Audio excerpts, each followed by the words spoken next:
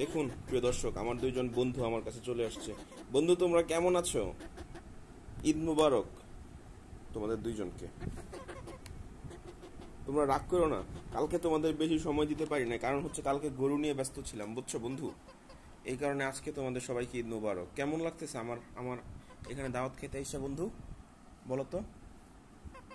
হুম, কেমন লাগতেছে?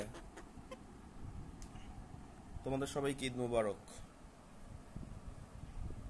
কেমন লাগতেছে আমার এখানে দাওয়াত খেতে এসে? হুম, বলো। ঈদ মুবারক।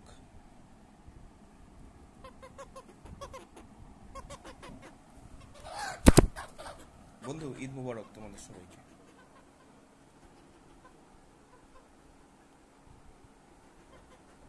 ঈদ মুবারক।